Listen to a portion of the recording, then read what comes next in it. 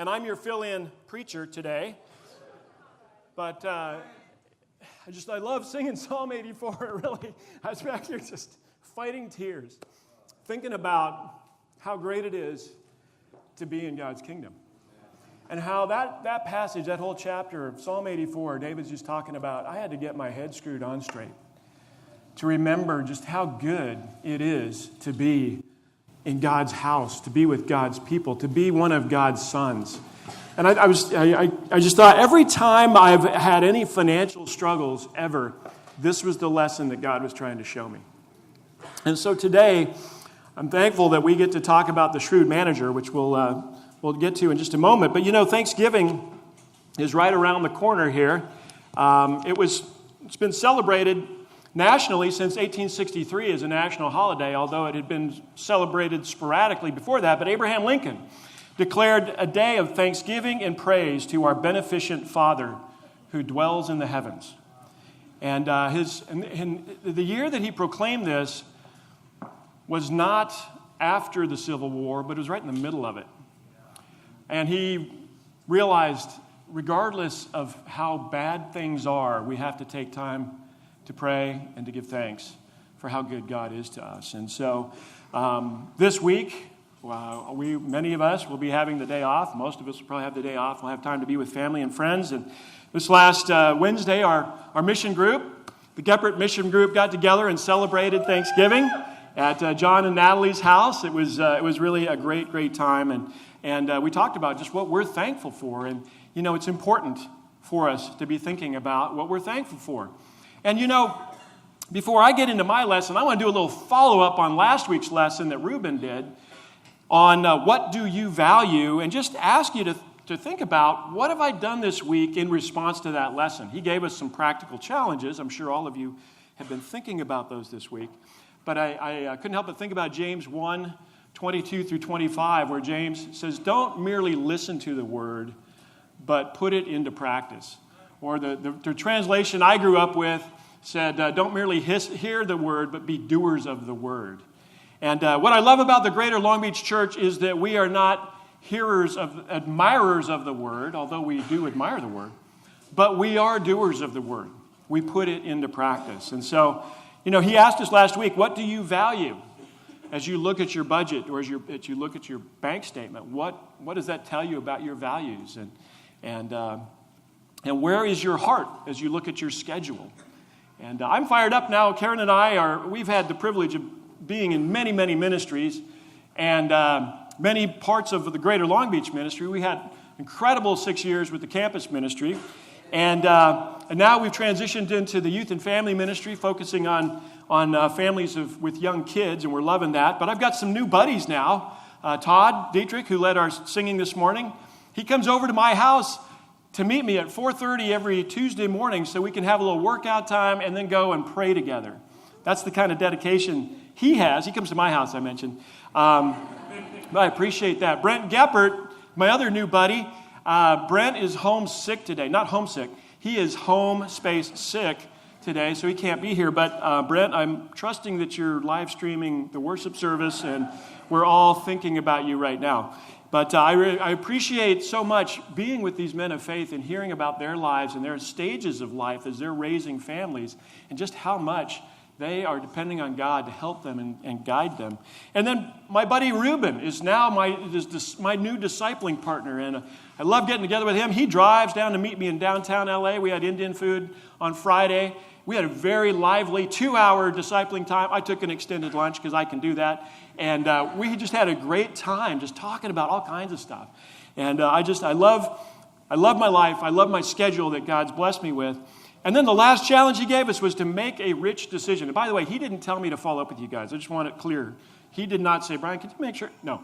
I just know we all have to struggle with putting the word into practice. We hear so many good lessons week after week, but you always have to say, what am I going to do about this one? How am I going to put this one into practice?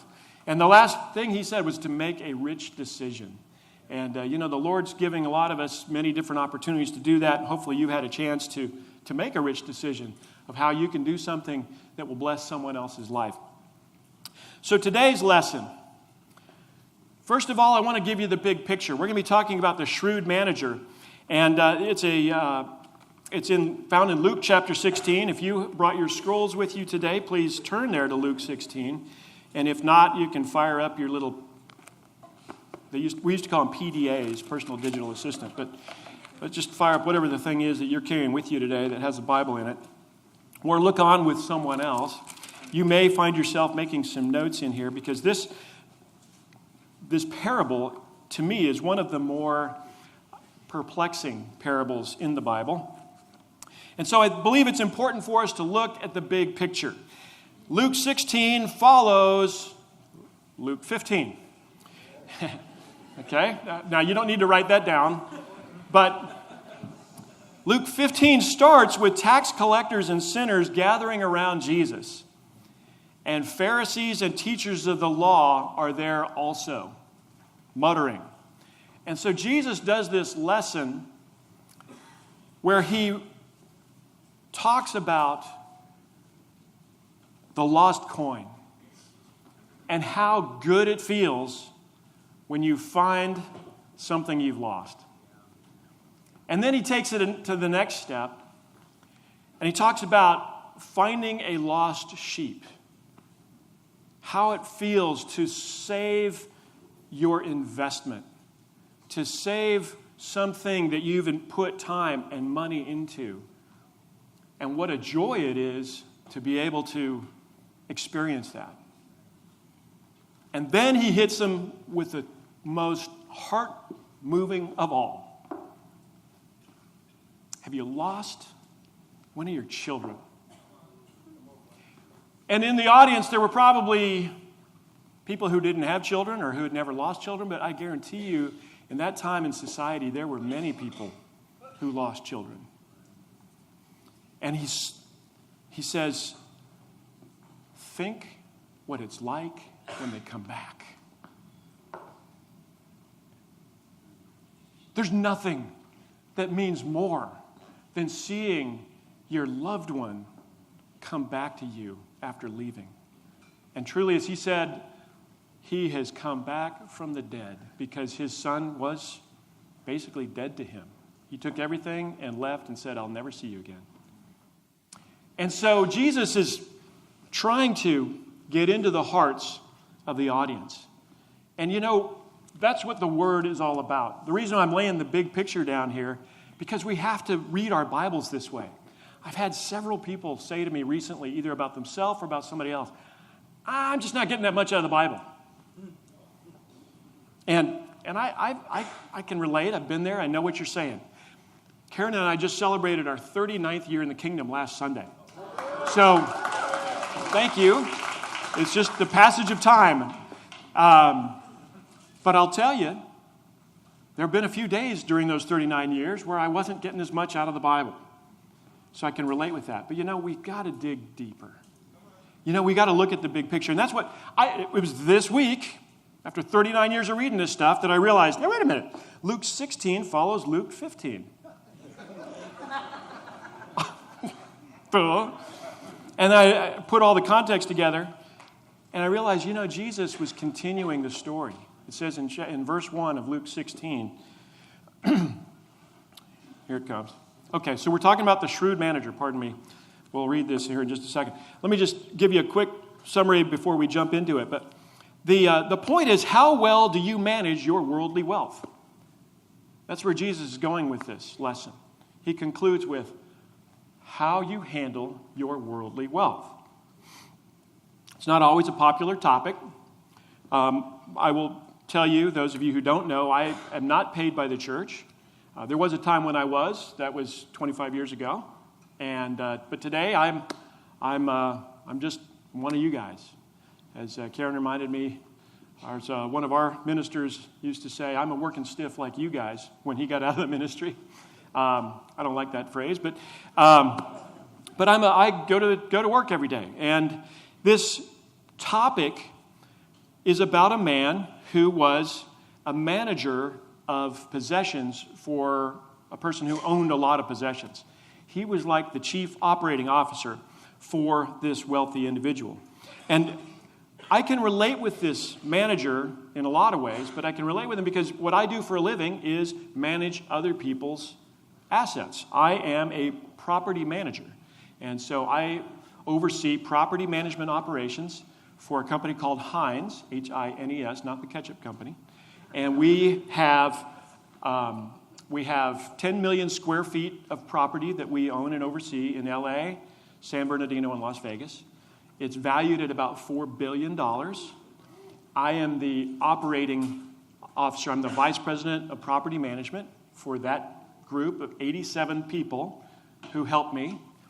And my company, Heinz, has been in business for 60 years, and their mission statement is to be the best investment manager in the world. And if you go to their website, within about 30 seconds of watching their video, they say, this means we put the needs of our investors ahead of our company. And I'll talk about that in just a minute, but that's what it means to be a good or a shrewd manager.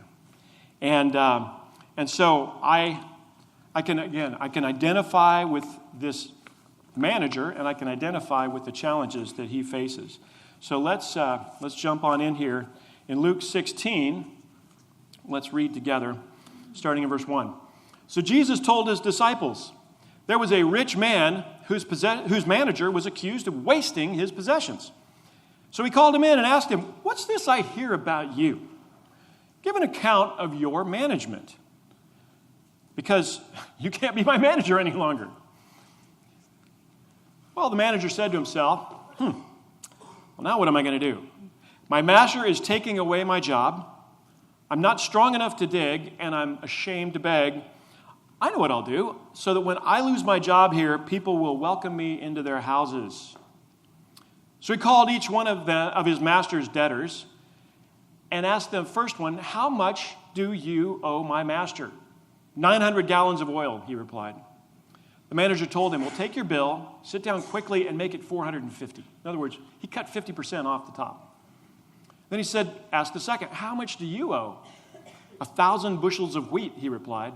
He told him, take your bill and make it 800. Knock 20% off. The master, when he found out about it, commended the dishonest manager because he had acted shrewdly. For the people of this world are more shrewd in dealing with their own kind than are the people of the light.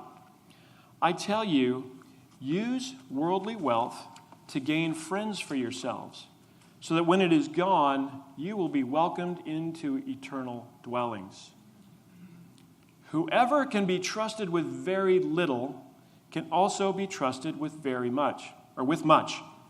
And whoever is dishonest with very little will also be dishonest with much.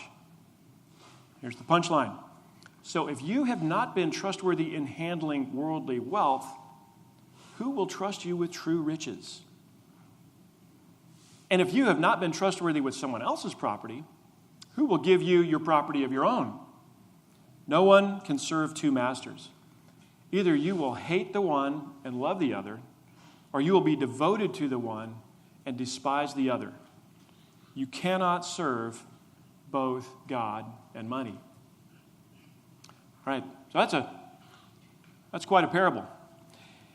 And just so you know, parables they come from the Greek word parabole. It's basically P-A-R-A-B-O-L-E.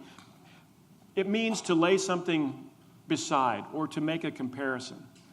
And Jesus taught a lot in parables because he wanted people to really think about what he was saying and not be quite so obvious. And this is one of those passages that you really have to think about because it's got a few things in there that don't sound like what Jesus would say. All right? The master commended the manager even though he was dishonest. That doesn't seem right. And besides, didn't the manager just give away a bunch of the master's money to his debtors? That doesn't seem right. And so we do have to really think on a deeper level. And again, this is where having the big picture really makes sense. You remember the guy at the end of Luke 15, the older brother, for those of you who don't recall the story. The younger son was the one who took the money from dad and went away and never came back. And until he was desperate. And they had the big party for him. And the older brother said, whoa, wait a minute. Why are we celebrating him? He's been off squandering your money, Dad, with the prostitutes. I've been here all this time. I've been serving you day after day, and you've not given me anything. So Jesus goes into this story about the shrewd manager. He said, well, let me tell you how this works. Because you're going to learn a lesson about an owner, and it's not necessarily God. Please understand, the rich man in this story, I don't believe he's talking about that being God, all right? He's talking about a principle here. And that's how parables work. Sometimes we're tempted like, okay, which one's God? Which one's me? Which one's the Bible? Which one's my friends? Yeah. And we try to make it fit perfectly. And that's not how parables work. You're comparing two things, and it doesn't ever perfectly match up. So hopefully that gives you a little peace of mind as you try to figure out what this parable's talking about. But in this case, this rich man accuses his manager, his chief operating officer, of wasting his possessions. And whatever he was doing wasting those possessions, it really bothered the owner. So much that he said, you're fired. You're out of here. And so he comes to him and he says, his response is, hold on, my notes are, he says, what is this I hear about you? Jesus holds us accountable.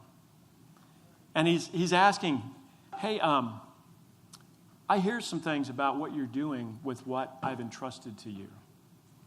And so the manager gets called in to answer, because what mattered is that the owner owned all of those possessions.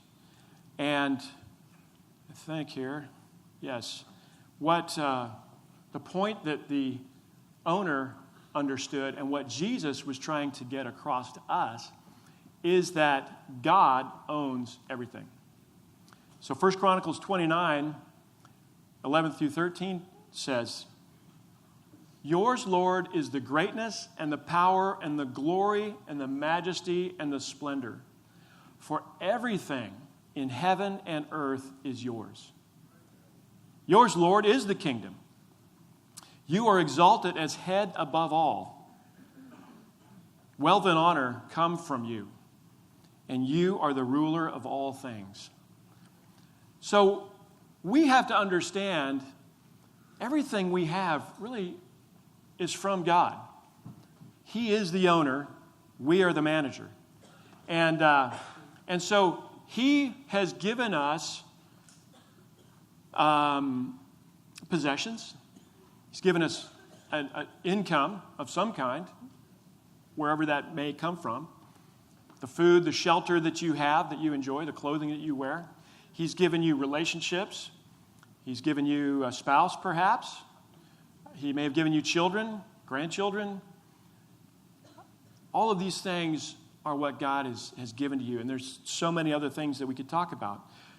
But all of those things belong to God, and he's entrusted us to be his manager or his stewards over those things. And, you know, I've been tempted at times to think, but, you know, if I hadn't been creative over here, if I hadn't pushed myself to get this job, if I hadn't made a few phone calls, if I hadn't volunteered to take on a few projects, well, I wouldn't have gotten that promotion. I wouldn't have gotten hired. I wouldn't have gotten that raise. I wouldn't have gotten that bonus. And I can start thinking, yeah, it's yours, God, but I earned it.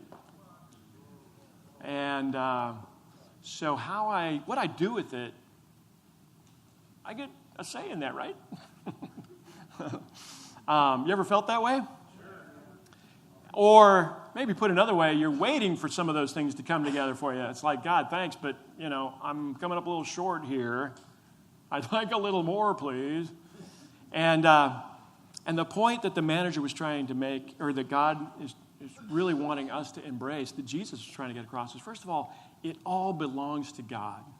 And if you really want to get technical about it, He has given us, imagine it's like He's given us $100,000, and He said, I'm going to tell you what to do with at least 10,000 of that. And you can use the other 90,000 however you want to, as long as it's for our good. But that 10,000, I'm going to tell you exactly where to give it. All right, now, what I'm talking about is this idea of tithing, which is actually an Old Testament concept of giving 10%.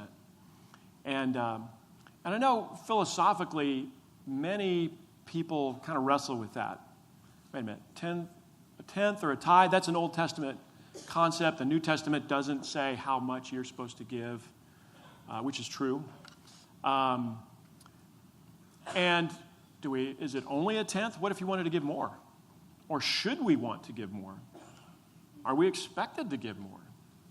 And by whom? Really, right? Does God want us to give more?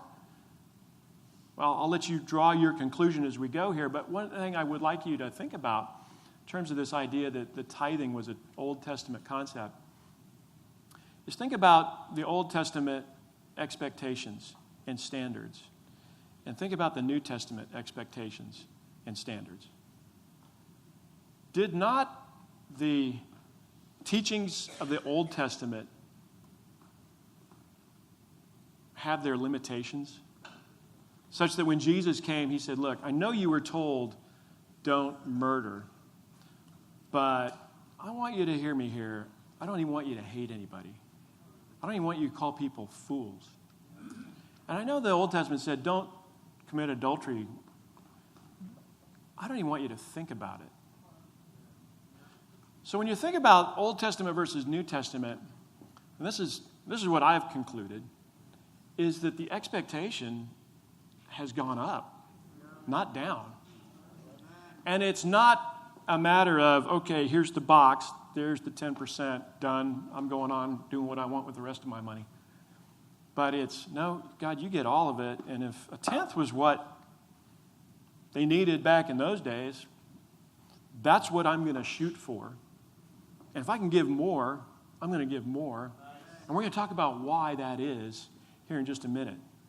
But it all goes back to who owns it. It's the Lord's. And so, first Jesus said in his parable, hey, what's this I hear about you? Then the master, the owner says, give an account of your management. And, this is what Jesus is coming to us to say today. Give an account of your management. Now, I will say, even today, the word accountability has gotten a bad rap. Yeah? If I came in and said, hey, today we're going to talk about accountability, I'll bet a lot of you would say, oh, gee. You'd be pulling out your little PDA and so, let's see what else is going on. Well, okay, yeah, you wouldn't. But that's probably what I'd be tempted to do. A lesson on accountability. I just can't wait. But accountability has really gotten a bad rap. The word has. Because, unfortunately, we probably all, at some point in time or another, have been a recipient, not a victim, a recipient of misused accountability.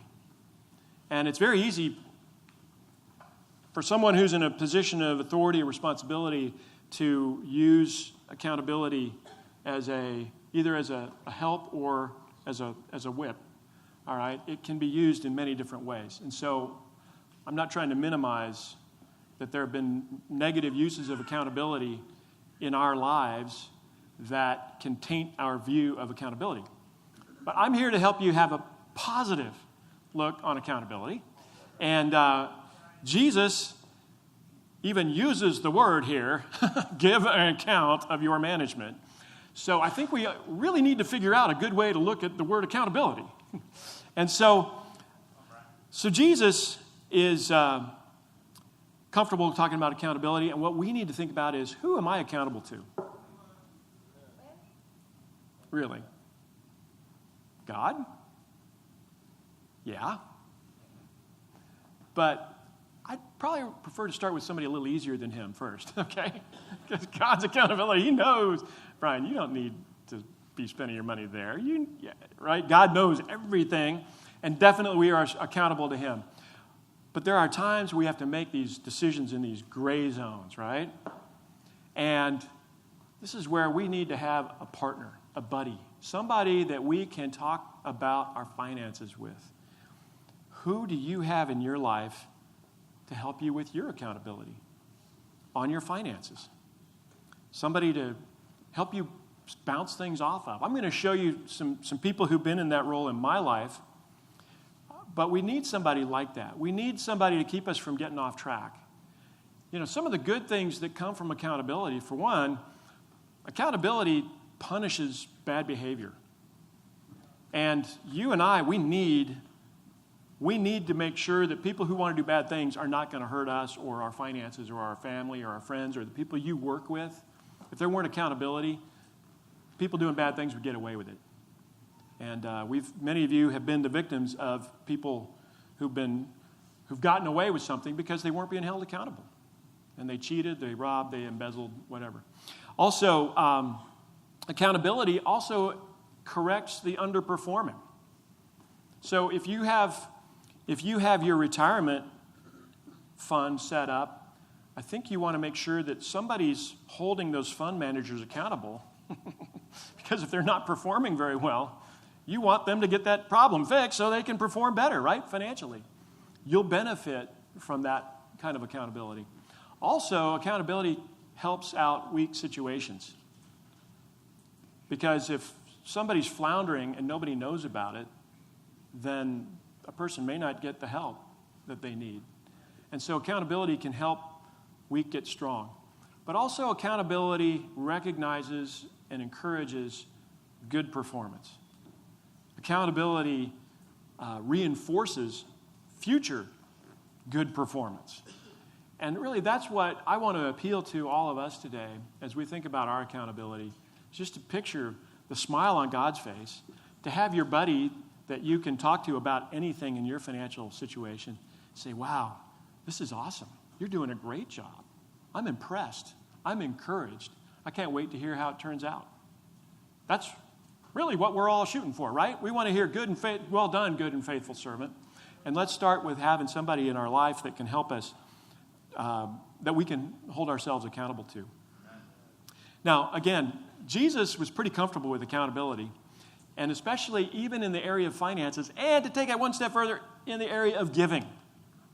And I know sometimes we can feel a little funny, like, well, what I give is between me and God, which I completely agree with, but you need to finish the rest of your statement.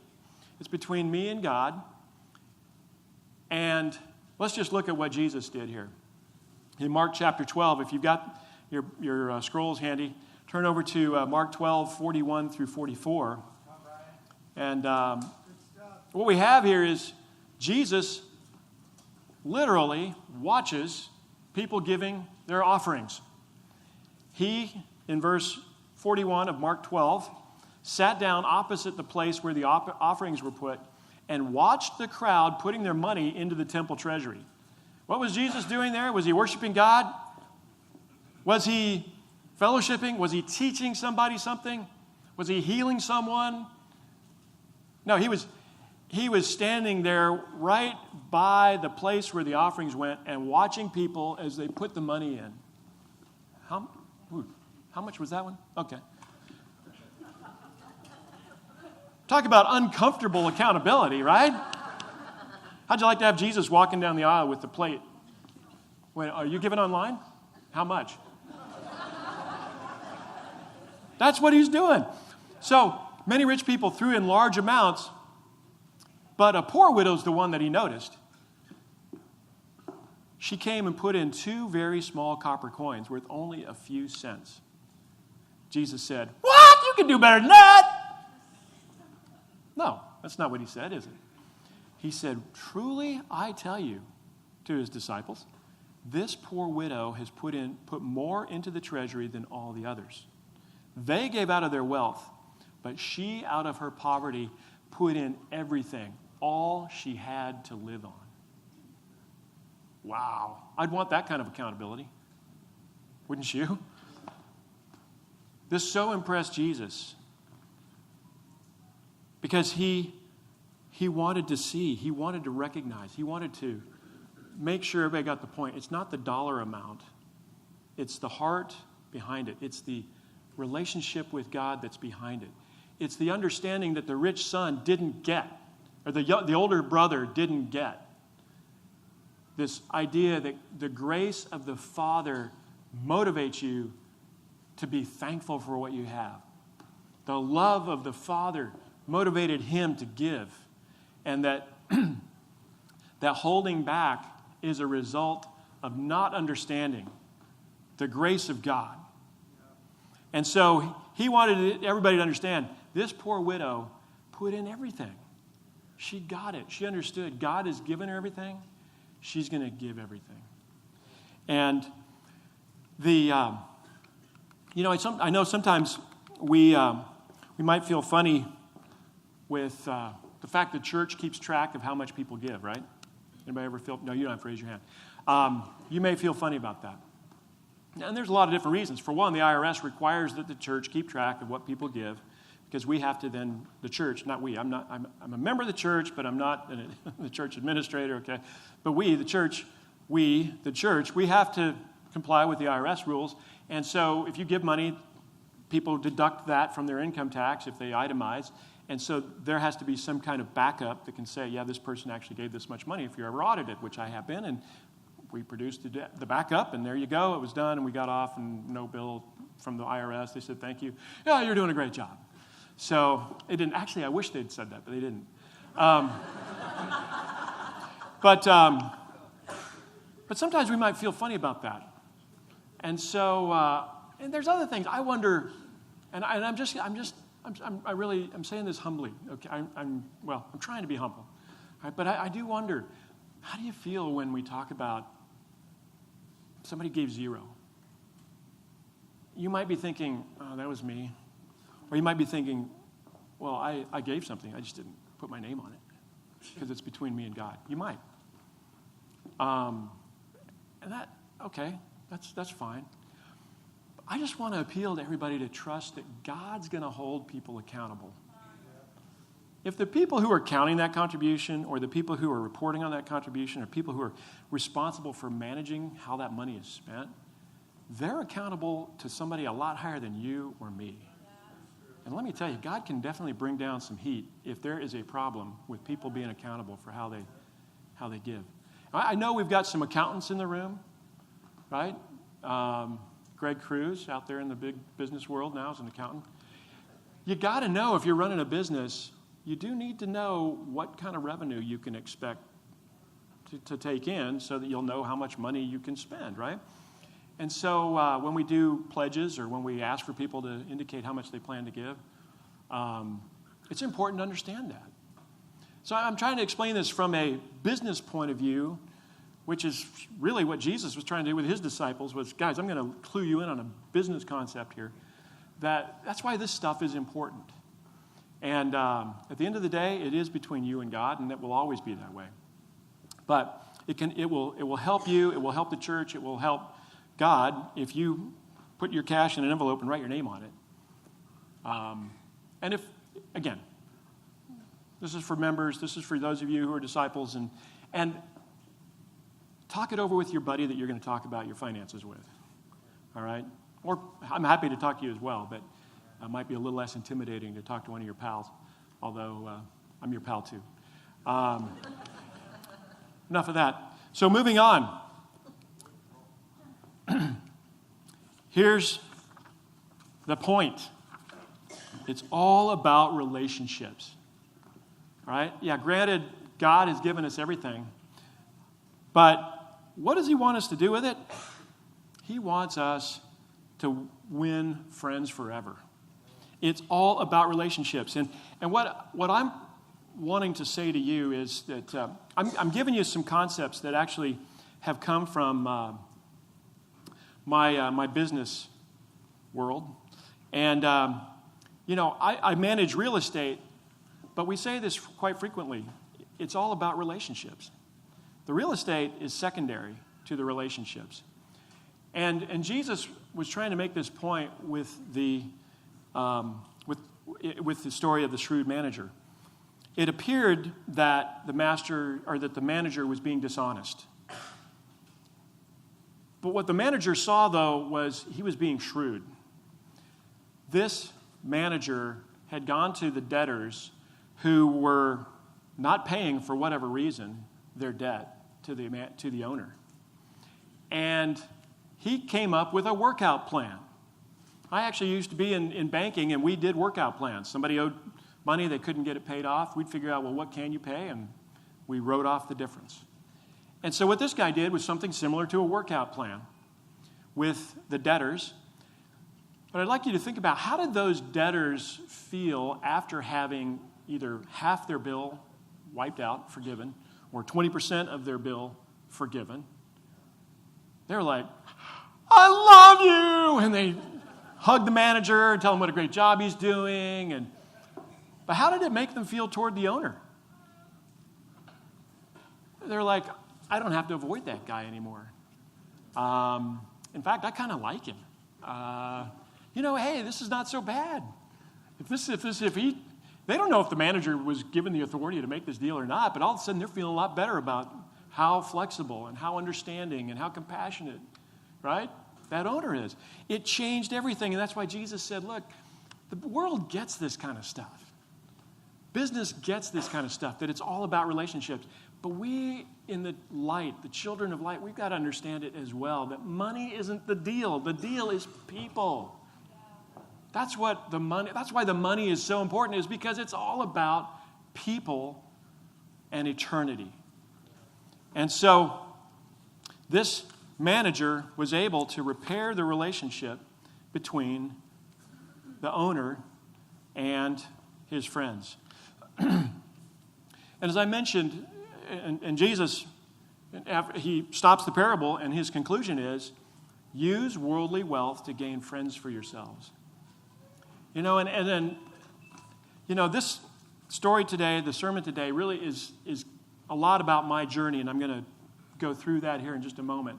But so much of it, it's been very emotional for me as I've been preparing for this, because I've been reflecting on our 39 years in the kingdom. I've been reflecting on all the different ways God has blessed our lives. But as I think back on the day Karen and I were baptized, November 12th, 1978, 7 of us were baptized. Karen and I, that's when we first met each other, and 5 other people.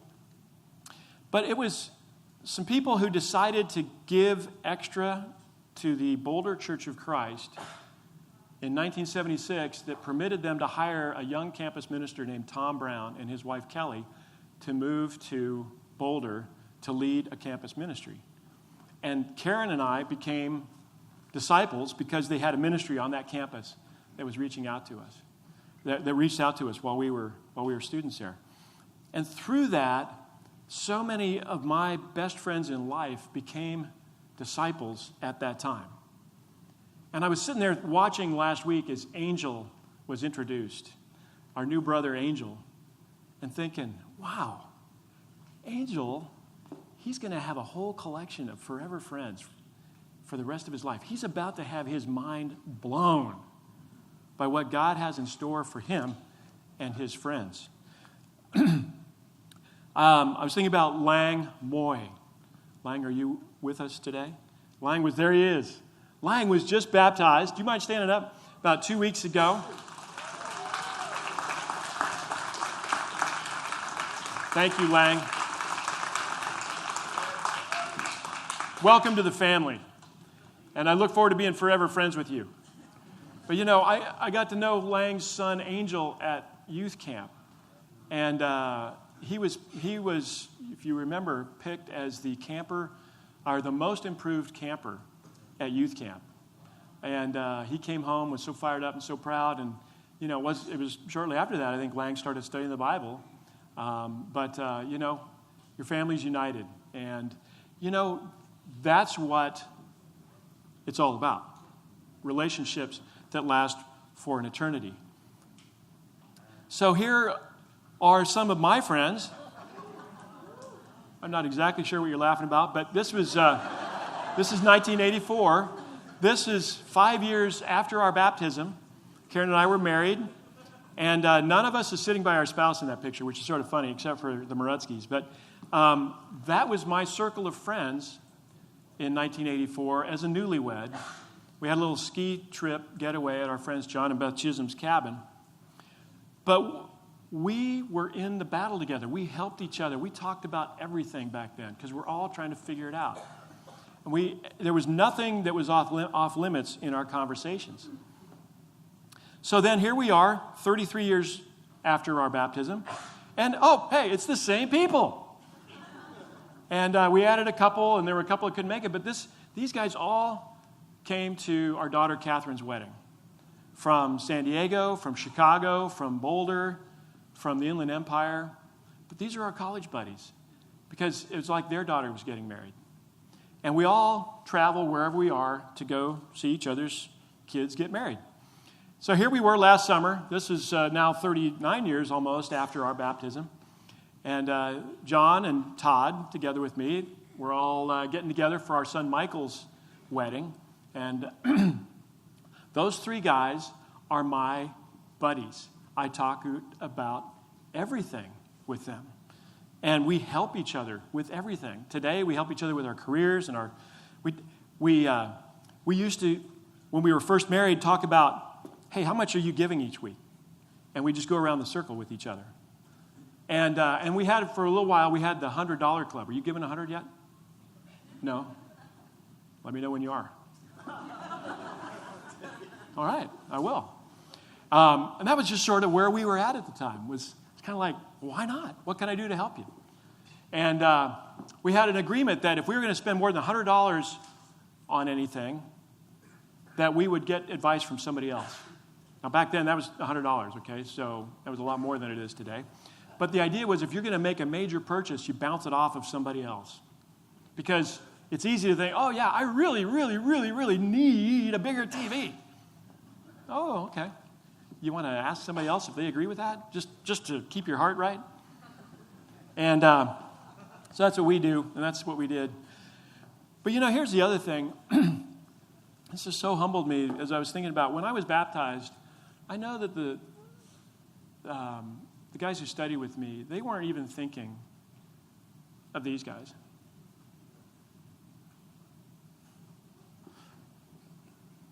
But there's nobody I love on earth more. And I look forward to spending eternity with these people. But I was just one baptism. I was just one guy. I was one angel. I was one Lang. And then Karen and I started dating a couple years later and got married. And then a few years later, we had 3 kids. And then those 3 kids all got married to wonderful people. And those wonderful people have had more kids. And that was just from my baptism. This is what it's all about. As you and I are helping people become Christians, as you and I give on Sunday, as we give to a missions contribution, we are seeing one person become a Christian, who helps someone else become a Christian, who gets married someday, who has children, whose children become Christians, whose children help other people become Christians, whose children's children become Christians. Friends can last forever, and that's really what Jesus was trying to get the point across.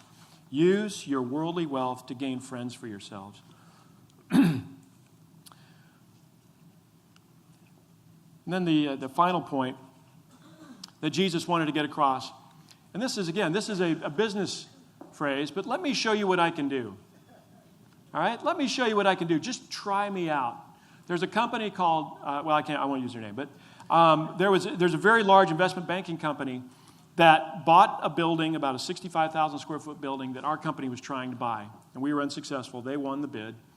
And we said, why don't you hire us to manage it for you? So I said, okay, we will. We'd never done any business with these people. We did such a good job, and we saved them, the amount of money we saved them in operations paid for all of our salaries, all of our management fee in 6 months' time, which is pretty good in our business. So we showed them, hey, you can trust us with more. And so they have. And since that time, we have probably over $3 billion invested together up and down the coast, the West Coast. They've become one of our largest and most profitable partnerships. And in fact, we have a partnership structure that is such that the more money that we make for them, the more money they give us. And as I think about that, I can't help but think about what Jesus said. Whoever can be trusted with very little can also be trusted with much. And this is what's really cool is that this lesson today is really targeted to everybody who has very little. Even though in America we are rich people, but this is for teenagers. This is for the campus. This is for the singles. The very little that we have is what God is really focused on. And I blew this early on. Karen and I were newlyweds. We're barely making it. The company I was working for sold out to another company. So I was talking with a mortgage broker that Karen worked with, and he said, you know, Brian, I think you could be a successful mortgage broker, and I think you could easily make 6 figures doing this business. And I thought, thank you. My second thought was, I'm going to buy me a nice BMW. Now, if you own a BMW, please don't take this wrong, but that was my first thought. In fact, that was my dominant thought. And so wouldn't you know, so when it came time to see all that money come rolling in, for the first 3 months, nothing rolled in. And then for the next 3 months, about $3,000 a month rolled in. And then for the last 3 months, nothing rolled in. So Karen and I were down to the point of desperation. We were not making it financially. And so I did get a job, and I was very thankful to get the job for $800 a month. And we were able to pay our bills. But that was the first time I'd ever had to go to the elders of our church and say, you know what, I'm not going to be able to give my contribution this week because we just did not have the money. And it was very humbling. But it was that little thing God said, okay, here, Brian, try this one out. And I failed. And so God said, all right, we're going to give you a little more time to get your convictions figured out here on what you do with your money. But God trusts us to make an eternal difference with the little things we have, whatever that may be, in little ways. And so what I love is you got to just think about the little things. That's the stuff that makes the difference. The little stuff in your heart. The better you do with that, whether it's eating out or deciding, you know what, I can make PBJs and stick them in a baggie and take them to work with me. I get mocked now by my coworkers because I'm always bringing Trader Joe's instead of going out with the rest of them. But as I mentioned, every time I've learned a lesson financially, it's been because I was not being faithful with something little. So let me give you some practicals. First of all, have a financial buddy. This is show God what you can do. Have a financial buddy, somebody that you can talk to, that can coach you, that you can bounce ideas off of. Talk about your job and your income. If you're in a job that's making you struggle spiritually or isn't paying you enough, then it's time to really think and pray about getting a different job and trusting that God will bless you with that little decision, which really could be a very big decision. Talk about your giving with each other. Talk about how you feel about it and your consistency and your generosity. And talk about your major purchases and your decision-making process about making major purchases. Also, budget and spend generously. We our friends, that newlywed circle, we all agreed, when it comes to laying out our budget, we're not going to let any number on that budget except our rent be larger than our contribution. And we all were able to figure out ways to do it. So maybe our rent payment was a little bigger, but we just did not want to be in a position where we were spending more money on something other than the kingdom of God. And then the last thing is just to be humble about your money. God will give you what you can handle. The more you can handle, the more He'll give you. And it's just a fact. It's a business fact that we see in the spiritual realm. So, last of all, And this is just what, for all of us, regardless, I'm moving out of just the money, but more back to our hearts, is we got to ask ourselves, what need is not being met? Right? Because some of these things are financial, sometimes they're not. But look for, where is there a need that's not being met?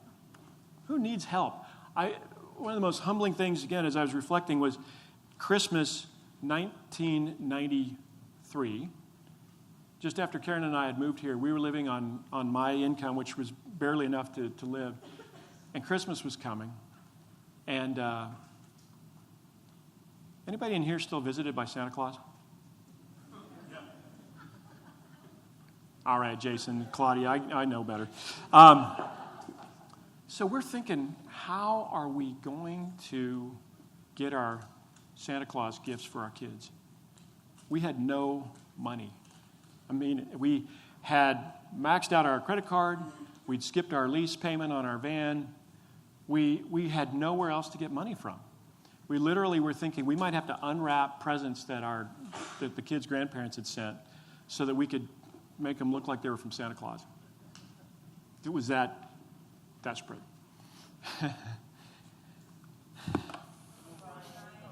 And then one night after midweek, some of you have heard this story, so forgive me for getting all choked up again, but I will never forget it.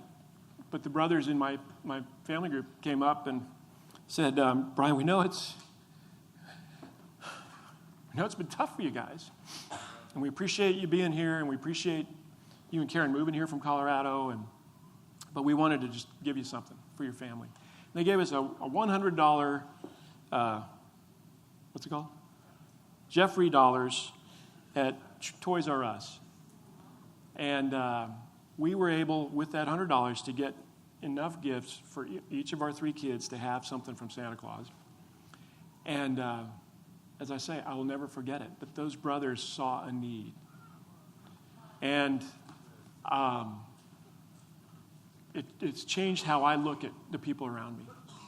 And you think about it, it was probably $20 a person. It was little, a little amount. But I'll never forget it. And so for us, keep an eye out. What need is not being met? And then ask, how can I meet that need? What can I do to help?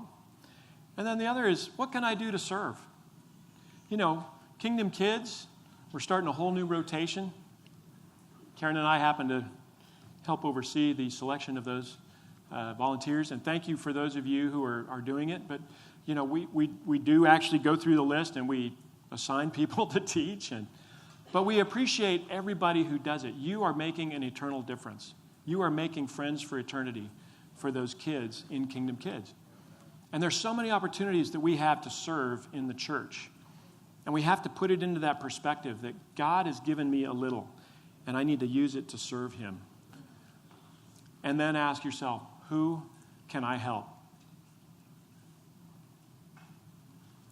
Last of all, and we're going to close with this as we prepare to take the Lord's Supper. Jesus closed out with this. No one can serve 2 masters. You cannot love God and money. And Jesus knew that we're going to cling to one or the other. We're going to get our hope in one or the other. And He came to this earth so that we would be set free from feeling like we have to cling to our money. That we would be set free from clinging to financial success or financial security.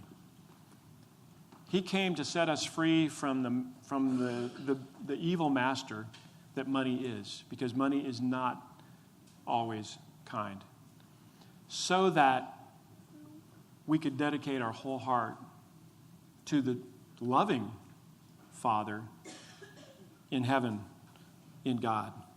And so today, as we get ready to take the Lord's Supper, let's just think about all those people, those friends that we make for eternity. Let's think about the little things that we do that can make such a huge difference in eternity. And let's just think about, what's God given me? What's in my path that is going to be my story. That's going to be my forever friend. That's going to be my glory to God in my service to Him. Let's pray.